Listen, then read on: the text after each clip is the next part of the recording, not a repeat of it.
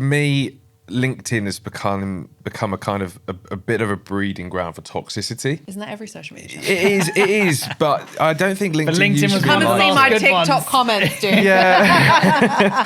But LinkedIn, look, I think you go, especially like, you know, as speaking for like Gen Z, you go on there and, you know, I'll sign on there at like 8:30 in the morning and I'll be flooded with, you know, posts about, I've been up since 4:30, I've gone out and I've run 3 marathons and I've had 9 coffees and I've done this much and that much work. And there's been times when I've kind of seen this stuff and I've signed up and been like, I just feel like crap now because I feel like I'm not doing enough. And I feel like, and I feel like a lot of people, they see that stuff and they're like, how am I ever going to succeed if I'm not waking up at 4 and going to bed at 6 p.m. and all this kind of stuff? I mean, what are your thoughts on that level of kind of posting about yourself and bigging yourself up?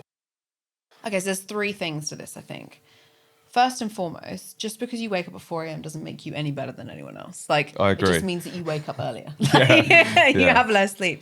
In saying that, though, the reason why I think people post about that kind of stuff is I understand it because I get up really early. Like, I get up early mainly because I've got 2 children. We were talking about it before we started recording. And if I don't wake up early, the first thing I have to do in the morning is to get them ready, which means I'm just then like frantic. So if I wake up earlier, I then have an hour where I can do if I want to meditate, I can do that. If I want to work out, I can do that. If I want to shower, wash my hair, like whatever, I can do that in peace. Generally, my son woke up at 4:58 this morning, so didn't have that luxury. My son was about half an hour after that, so also very I early. will just clarify. Like, I wasn't talking about you guys, by the way. He comes in and goes, "Mummy, is it morning time?" And I was like, "Are you fucking joking?" Anyway. I guess it is now. It is now. Get in the bed and shut up. So that's why I get up early. And I do think it's made me more successful because I'm more focused. I get more things done. But it's not because it's waking up early and I'm just better than everyone else. It's because I just have an extra hour in the day to get shit done. And it means that I can do it without being interrupted. So there is something in that. However, social media should be a channel of the distribution of your personality, not the validation of it. So if you're going on there to seek validation or not validation for your activities in your life, you've completely missed the point. You are then at that point a consumer, not a creator. So if you're going on there and going, oh my gosh, like, you know, Ed Milet or whatever is talking about how I need to do this, I need to eat a vegan diet, or I mean, he definitely wouldn't be vegan, but that type of thing. And aren't I worse of a human being because I'm not following him and he's a multimillionaire and I'm just me? Yeah.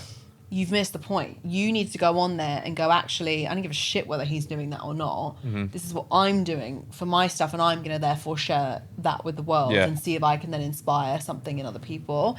I think there's a real, and I don't necessarily mean you, so don't take this as me That's picking you fine. out, but there is a sincere lack of accountability that people have when it comes to social media, because they will say things like that. They'll go, oh, you know, I'm really sad because I go on Instagram and all I see is these skinny models. And I'm like, well, fucking change your feed then, dude.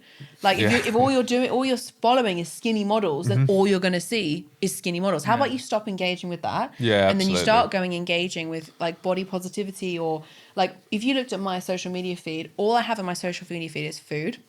Second thing is like business advice, like lots and lots of like positive stuff. So I follow Happy News on Instagram and I follow Bloomberg and just stuff like that I find interesting. I think of people who would be classed as like influencers, I maybe follow one, and it's because I like their outfits and I like getting inspiration from their outfits because I don't want to think about what I have to wear every morning. But there is not a single part of me that goes, oh, Kylie Jenner, she's really fit, let me follow her, because I know it's going to make me feel like a piece of shit. If you curate the feed that you want to see and that inspires you, you would never have this issue of like logging on and feeling like I'm not good enough. Because you'll log on and go, I'm fucking raring to go.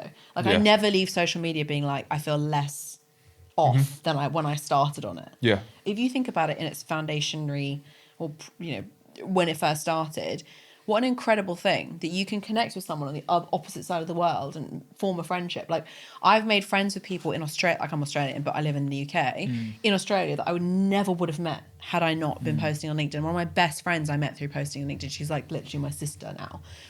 That would never have happened. But also, we don't know when we innovate what the consequences of these innovations are, right? Like AI, for example, how fucking awesome is it? Like AI, we've got this, as I said, this platform earlier, that's most of it is pumped by AI, and it's fucking amazing. But we don't know what the consequences of all these things are going to be in the future. Like BBLs, what's the consequences of that going to be like in the future? We don't know. But at the time when it was first created, it was a way of connecting with people. And I think if you re-enter that arena with that in mind, of like, how can I connect with things that are going to make me happy? it's no longer toxic. It's like a really empowering place to be. I remember, back in the day, 2014 or whatever, like I used to say to people, I love social media.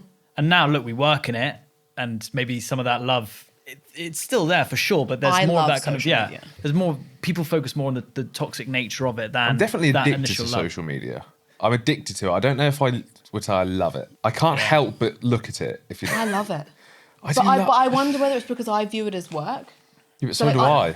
So, for example, on the way here, like I think most people would be scrolling if they were in a cab or whatever. They'd just be scrolling until they got to their destination. I was on the phone to my friend because for me, that's like a 20-minute window that I've got that I can just have a conversation with my mate.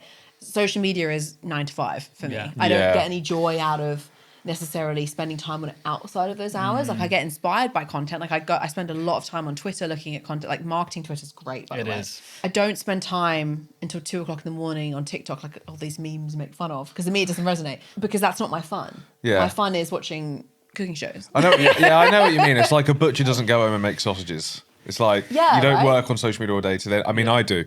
Maybe you need to set boundaries for yourself. Though, like if you're saying like I spend all that's really toxic. Imagine if you spent all day working in finance and then spent all your fun time trading.